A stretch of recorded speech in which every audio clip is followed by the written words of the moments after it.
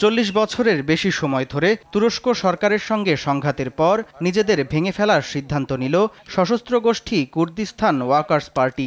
সোমবার এক বিবৃতিতে সংগঠনটি জানায় তারা সব ধরনের সামরিক কার্যক্রম স্থায়ীভাবে বন্ধ করছে।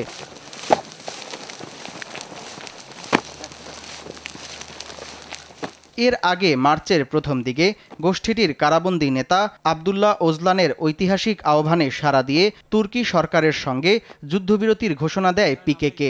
সে ঘোষণাই দলটির অস্ত্র সমর্পণের ইঙ্গিত বলে ধারণা করছিল আন্তর্জাতিক গণমাধ্যমগুলো।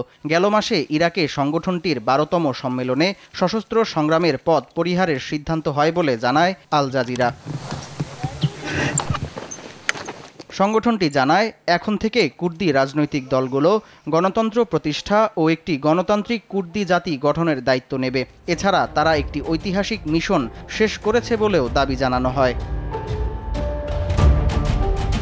কুর্দিস্তান বলতে যে অঞ্চলটিকে বোঝায় সেটি তুরস্কের পূর্বের কিছু অংশ, উত্তর ইরাক, দক্ষিণ পশ্চিম ইরান ও উত্তর সিরিয়া, এই 4টি দেশের কুর্দিভাষী অঞ্চলগুলোর মধ্যে বিস্তৃত।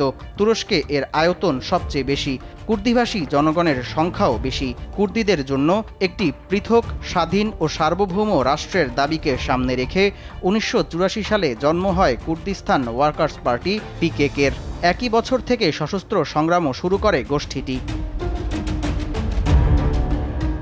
গোষ্ঠীটির প্রতিষ্ঠাতা ও প্রধান কমান্ডার আবদুল্লাহ ওজলানকে 1999 সালে গ্রেপ্তার করে তুরস্কের সেনা। তারপর থেকে তিনি জেলবন্দি। তবে গত 26 বছর ধরে বন্দি থাকা সত্ত্বেও কুর্দ জনজাতির মধ্যে তার প্রভাব কমেনি। উল্টো আবদুল্লাহর দেখানো স্বাধীনতার স্বপ্ন বুকে নিয়ে সশস্ত্র লড়াই চালিয়ে গিয়েছেন তার সহযোদ্ধা ও অনুগামীরা। পিকেকের এই সিদ্ধান্তের মধ্য দিয়ে তুরস্ক ও ইরাকের সীমান্তবর্তী অঞ্চলে প্রায় 40 বছর ধরে চলা রক্তক্ষয়ী সংঘাতের অবসান ঘটল। এই দীর্ঘ যুদ্ধে 40,000-এর বেশি মানুষ নিহত হয়েছে।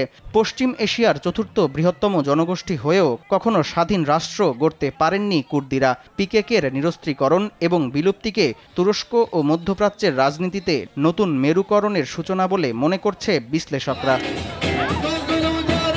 সামদানি প্রত্যয়, RTV।